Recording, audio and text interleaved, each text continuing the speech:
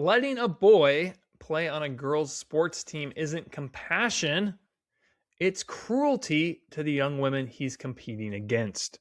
Welcome to Sharpening Arrows, where we train teens to think biblically about life and politics. I'm your host, Victor Jakes. Now, if you joined us last week, we talked about a case that was going before the Supreme Court involving transgender athletes, specifically male athletes who wanted to play on female sports teams. And just like I did last week, teens or preteens, if you are listening to this by yourself, take a moment, go talk to your parents about this and make sure they're comfortable with what we are going to discuss. And if you didn't listen last week, I really would encourage you to do so because when you talk about transgender sports, there is the issue, transgender sports, and then there's the issue behind the issue. Like with so many things in life, there's oftentimes a principle or a worldview issue that's causing the conflict on the surface. And so last week we looked at, can men become women? And if you listen regularly, you know what's unique about this podcast is that we look at the best arguments for the other side. In this case, the best arguments for why a biological man should be considered a woman. And it's very important to realize that the other side has appealing arguments or appealing sounding premises that lead to some very wrong conclusions. Don't shy away from that. Don't worry about that. If you come across something and, oh man, I've never thought about it that way before, that's okay. That's what we're doing here and training you with the grade 8 questions about how to think. But if you want to get to the point where you can debate like Charlie Kirk did or ask questions like Ali Beth Stuckey, you must understand your opponent's arguments and not a straw man version of those arguments that is easily defeated, but the best we can, a nuanced version of those arguments and understanding what people find appealing about them. And parents, I encourage you, don't be afraid of this. There are destructive messages all throughout our culture, unfortunately. And we must walk alongside our children. We must sharpen our arrows before they're launched out into the world. Now, if you want to watch, I'm assuming YouTube hasn't kicked me off for saying that men are not women, but you don't know. If you want to find out, youtube.com/@sharpening-arrows, youtube.com/@sharpening-arrows. Now, before we jump into the sports aspect of this, remember last week we looked at if men could become women, and today we're going to look at the sports. I actually want to pause and look at the Supreme Court arguments. Last week I talked about, and again, if you didn't listen last week, you really missed out. You should go and listen to that episode. I talked about why transgender activists can't define the word woman. So let's look at what happened in the Supreme Court. I'm going to set the scene here. Justice Samuel Alito, a conservative justice, says this. Well, to pick on the issue of discrimination on the basis of transgender status, let me go back to some basics. Do you agree that a school may have separate teams for a category of students classified as boys and a category of students classified as girls? And this is the lawyer for the Idaho plaintiff, Kathleen Hartnett. She says, yes, Your Honor. And then Justice Alito continues. If it does, then is it not necessary for there to be, for equal protection purposes, if that is challenged under the Equal Protection Clause, an understanding of what it means to be a boy or a girl or a man or a woman? Hartnett says, yes, Your Honor. And Alito just goes in for the kill shot. And what is that definition? For equal protection purposes, what does it mean to be a boy or a girl or a man or a woman? All right, let's have our first pause point. That's another unique thing about this podcast. I actually encourage you to listen together, parents and teens or preteens, stop the podcast and discuss these things together. How do you think the lawyer responded? Okay, this lawyer went to Harvard Law School. This lawyer clerked for a Supreme Court justice. This lawyer is extremely intelligent. How do you think she responded to this question of what does it mean to be a boy or a girl or a man or a woman? Here's what she said. Sorry, I misunderstood your question. And again, that was that was, do you need to have, for the purposes of something being challenged under the Equal Protection Clause, do you need to have an understanding of a definition of a boy or a girl? So she's saying, no, we don't actually need that definition in this case. She keeps going. I think that the underlying enactment, whatever it was, the policy, the law, we'd have to have an understanding of how the state or the government was understanding that term to figure out whether or not someone was excluded. We do not have a definition for the court. Amazing. So let me just translate. Stammer, legal mumbo jumbo. Yeah, I don't have an answer.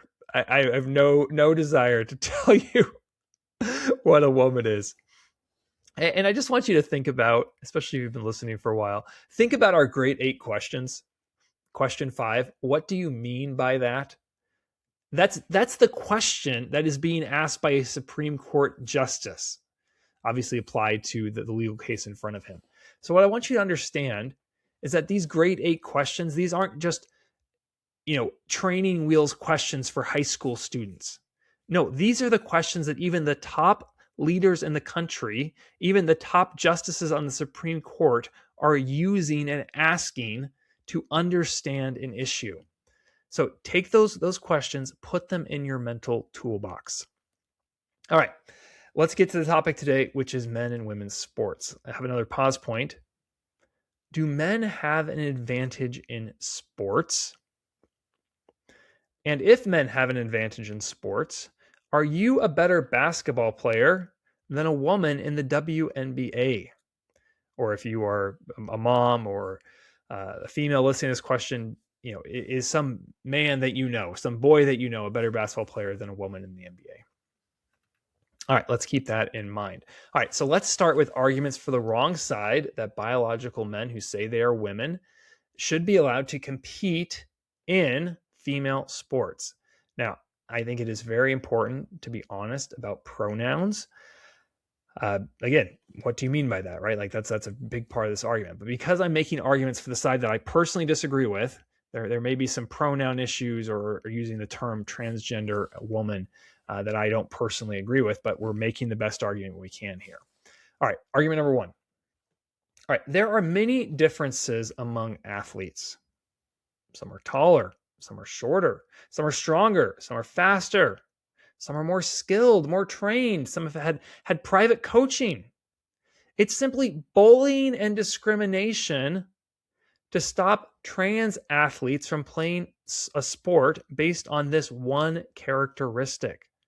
We should let transgender women play with the women and stop discriminating, stop bullying them.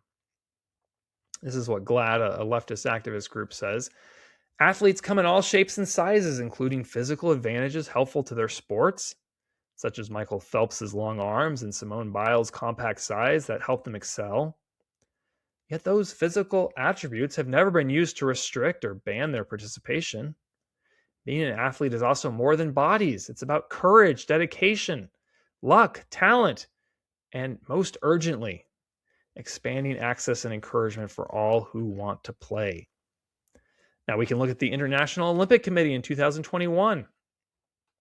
These were the guidelines that it put out. If you think about sports, what's the top sporting organization in the whole world, not just the United States? The Olympics, right? Every 4 years, we're watching the Summer Olympics or the Winter Olympics. And here's what they said. No athlete should be precluded from competing or excluded from competition on the exclusive ground of an unverified, alleged, or perceived unfair competitive advantage due to their sex variations, physical appearance, and or transgender status. You see, that's the Olympics. Look at what they're doing. They aren't discriminating against transgender women. All right, argument number 2. Transgender athletes should be able to participate in sports. All right, if you remember the Supreme Court case, there was arguments involving an Idaho law and then arguments involving a West Virginia law. And this quote that I'm about to read you from Joshua Block, senior counsel for the ACLU's LGBTQ and HIV project, involves the West Virginia law and an athlete named Becky. That is a young man who says he's a young woman. All right, let's see what Block has to say. This case is about the ability of transgender youth like Becky to participate in schools and communities. School athletics are fundamentally educational programs, but West Virginia's law completely excluded Becky from her school's entire athletic program, even when there is no connection to alleged concerns about fairness or safety. As the lower court recognized, forcing Becky to either give up sports or play on the boys' team, in contradiction of who she is at school, at home, and across her life, is really no choice at all. And this is what the 15-year-old Becky Peter Jackson said. I play for my school for the same reason other kids on my track team do, to make friends, have fun, and challenge myself through practice and teamwork. And all I've ever wanted was the same opportunity as my peers. Why would you keep someone off a sports team? Sports are good. Sports are healthy. Sports help students learn life lessons, and we should want everyone to participate in them. All right, let's have a pause point. Does this athlete have the same opportunity as his peers? So again, here's the situation we have. We have a boy named Becky who says he's a girl. Does he have the same opportunity to compete in sports as his peers? That's what we're thinking about. All right, argument number 3. This is really a non-issue. Republicans are simply talking about this to distract from their anti-woman agenda. There's only a handful of transgender athletes in the NCAA. The whole NCAA, probably around 10, and who knows about high school sports, are talking about this issue to make political hay about it. It's a non-issue. All right, let's have a pause point. Can an issue that only affects a small number of people be important? As you think about that, let me tell you about Mama Bear Prayers, a podcast for moms who are knee-deep in dishes and training their teens. Whether you are in the carpool lane or the coffee line, host Charity Rios wants to come alongside you and help you grow deeper in your relationship with Jesus. Now, as every parent knows, every sleep-deprived night tells you, raising kids is a roller coaster. There are moments of joy, moments of deepest concern, and there's always the sense that there's something more to do. Now, this back and forth can leave you feeling lonely and even isolated. And as the mom of 4 very busy boys, Charity knows this firsthand. And it's why she created Mama Bear Prayers, to come alongside moms who are on the journey of raising kids. God works through prayer, so check out Mama Bear Prayers today. All right. Now, usually what we do is I respond to the arguments for the side that I disagree with, the wrong side. And then I make the case for the correct side. I'm going to do something just a little bit different today. I'm going to make the arguments for the correct side, that no, boys should not be allowed to participate in girls' sports. And then we're going to apply those arguments to the arguments we just heard. All right, so I hope we're tracking there. All right, so arguments for the correct side. 1, men and women are different. Boys and girls are different. We had a whole episode on that the last time. So if you haven't listened to that, I encourage you to go and listen to that. But at the fundamental argument here is there a distinction? Should we have a distinction based on biology between men and women? And we explored that argument in detail last week. And the second argument we also mentioned, but it's important. Don't be bullied into silence. And here's the irony. The left will talk about bullying, but if you oppose them, if you say, no, we shouldn't have men and women's sports, they will call you names. They will say that you are the bully, that you are the meanie, that you are the transphobe, the hater. They'll say mean things about you online. If you're famous enough, they may even try to get you fired. And what you have to understand, teen, is that this works. This is an effective tactic, not an intellectually honest tactic, not a way to win an argument if you care about intellectual arguments, but in terms of getting people to be quiet and silence, yes, this works. And last week I shared the story of Malcolm Gladwell, a very famous author, a very well-off author, who admitted that he was essentially self-censoring himself because he was worried about what people in the audience would say. And don't look down your nose at him and say, boy, I mean, what an absolute coward. Yes, what an absolute coward. It should be a warning that if that can happen to him, it can happen to me. And I've got to make sure that I have the courage of my convictions. All right. So I discussed those two arguments a lot last week. But I want to mention them again because, again, they are the foundational points here. All right, so let's talk here. Men's physical differences, men's physical advantages give them a massive advantage in sports. And yes, I could not make the WNBA. Everyone in the WNBA is a better basketball player than I am. But here's the thing. I am not the peer group of a WNBA player. I am not a top basketball player. If you compare a 25-year-old best basketball player in the world and the best male basketball player in the world, that's not a comparison. The men are simply much better. Let's talk a little bit about how massive the gap is. This is from the website Women in Sport. On average, compared to age-matched females at any given body weight, adult males have 40 to 50% greater upper limb strength. That's a lot. 20 to 40% greater lower limb strength. Yes, that's also a lot. And 12 kilograms or about 25 pounds more skeletal muscle mass. That's a lot. I don't know what to tell you. That is a massive, massive difference.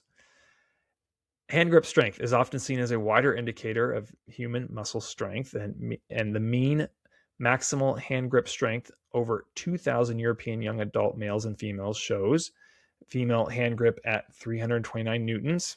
I'm not going to pretend to tell you what a newton is, but the male hand grip was at 541 newtons. Again, that is a very significant advantage.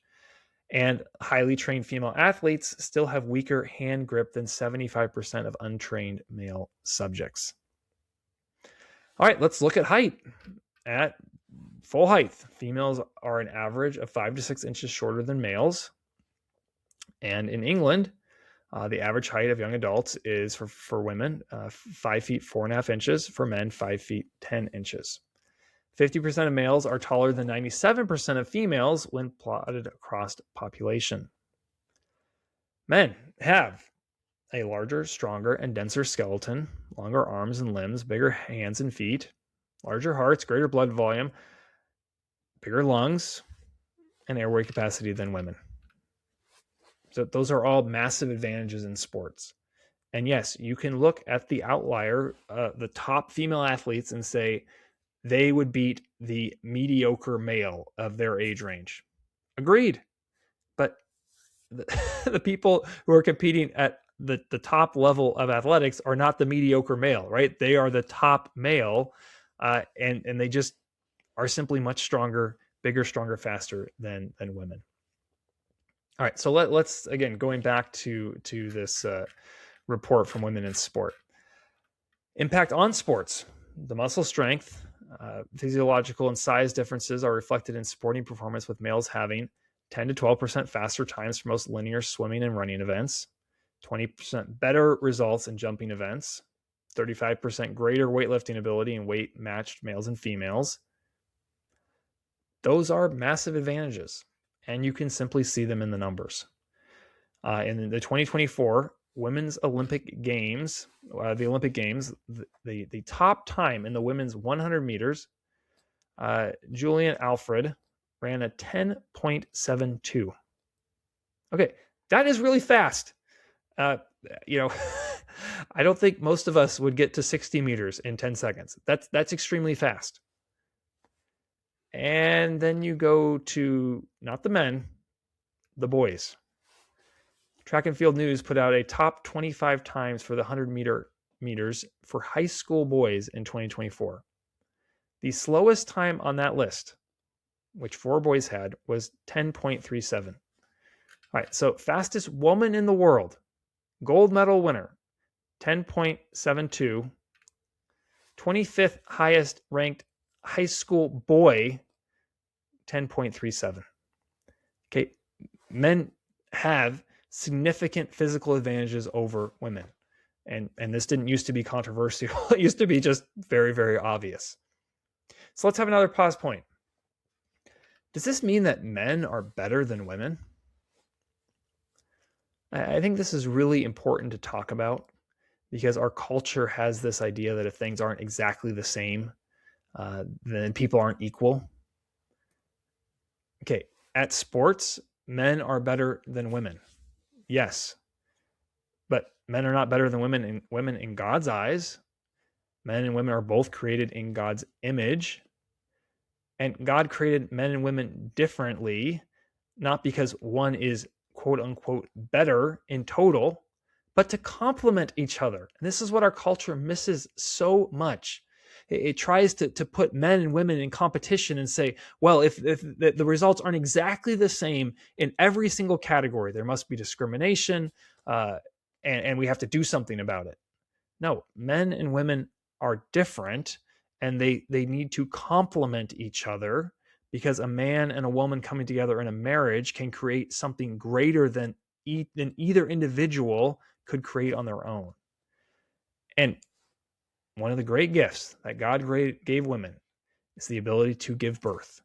That means women are responsible for giving birth to every single person alive today. Wow, that's incredible. Okay, so don't let society kind of force this, oh, men and women, we have to compare them. They have to be the same in every single category. Men and women are not the same. And that's okay, because our value, our ultimate value, comes from being created in God's image. And men and teens who are becoming men, the strength that God gave you is not used to impose yourself or to be a bully. He gave you strength to protect, to provide, and to serve. That's why God gave you strength. All right, so let's go and look at the arguments for the wrong side and rebut those arguments. All right, the first argument was that there are many differences among athletes, and we shouldn't just say that this one difference, the fact that some athletes are male and some athletes are female, be the one difference where we draw the dividing line. Okay, we just went through. There's a reason we draw the dividing line there, because men and women have extreme differences in their physical gifts when it comes to sports, and there's a huge gap between men and women when you compare top athletes against their peers. And we can go to question 2 of the grade 8. Has this been tried before? Yes, it has. And even the IOC, the Olympic Committee, is changing gears. This is from ESPN. The IOC set a target recently of early 2026 to detail a new policy on eligibility in women's sports that could see transgender athletes excluded from the Olympic Games. International Olympic Committee President Christy Coventry also stressed the Olympic body's statutory belief in access to sport being a human right for all people at the grassroots and recreational level. The 2-time Olympic champion swimmer created a working group after taking office in June to review, quote, protecting the female category, unquote. So what the Olympics is doing is recognizing at top levels, you can't have men competing against women. It's simply not fair to the women. All right, so we've got this next argument of transgender athletes should be allowed to participate in sports. And let's have a pause point. Which of the great 8 questions would you use to respond to that argument? And as a reminder, the great 8 questions are questions that we put in our mental toolbox to help us unpack issues, to respond to issues, to think about issues. Question 1, what happens next? Question 2, has this been tried before? Question 3, is there a principle involved? Question 4, what are the trade-offs? Question 5, what do you mean by that? Question 6, is this an appeal to emotion or logic? Question 7, am I focused on the speaker or the argument? And question 8, what does the Bible say? All right, and remember, if I don't pick your question, it's okay. There's lots of different ways to attack this issue.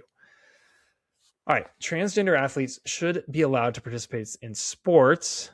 I would go to question 5. What do you mean by that? Because when you say a transgender woman should be allowed to participate in sports, let's translate that. A man should be allowed to participate in sports. Agreed. The man should be allowed to participate on the men's team. The boy should be allowed to participate on the boys' team. So you see what they're doing, right? You see why you really got to dig down and see what the terms mean, because when they throw around terms like, oh, transgender girl or transgender woman, makes it sound like, well, yeah, why wouldn't we allow the girl on the girls team? But what they're really saying is we want to allow a boy on a girls team. The left on this issue, they want special privileges, and then they hide behind these language games, especially on this issue. It's imperative to go in and figure out what do these terms mean, and then be truthful in the terms that we are using. All right, let's go to the third argument. Third argument is that this just isn't a big deal. It's not happening very often, and this is all political. Okay, first response. Notice that this isn't a defense of men playing in women's sports. It's actually a dodge. They don't want to, when people make this argument, they don't actually want to take a position on it. That they're trying to say, don't pay attention to it. And the second response I'd have is question 2. Has this been tried before? Excuse me. I would go to question 3, which is there a principle involved? And you remember that question we had, that pause point we had earlier about, can something be rare and be a big deal? Yes, if the principle involved is important. Murder is rare, and it's still a big deal. I'm hoping that you do not personally know someone who has been murdered. That's good. I hope that's the case. But it is still important to have a law against murder, because murder is wrong. Further, you crack down on problems when they are small or they keep getting larger. Let's go to question 1 of the Great 8. What happens next? What happens if we just allow men to keep competing in women's sports? Well, we don't have to wonder, because it's been happening around the world for years. This is from the New York Post.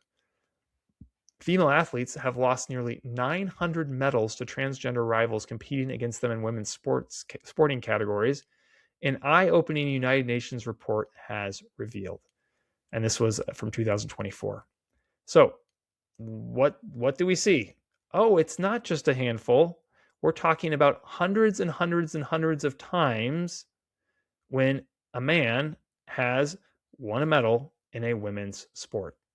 And if unchecked, it will only continue, because as we've already demonstrated, men have significant physical advantages over women.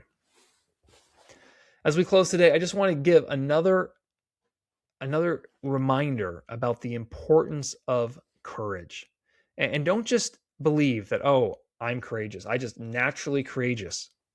No, you need to keep your eyes on the Lord. You need to keep reading God's word. You need to you need to care about what the Lord says more than you care about what the world says. Remember Romans 12, 1-2. Therefore, I urge you, brothers, in view of God's mercy, to offer your bodies as a living sacrifice, holy and pleasing to God. This is your spiritual act of worship. Do not conform any longer to the pattern of this world, but be transformed by the renewing of your mind. Then you will be able to test and approve what God's will is, his good, pleasing, and perfect will.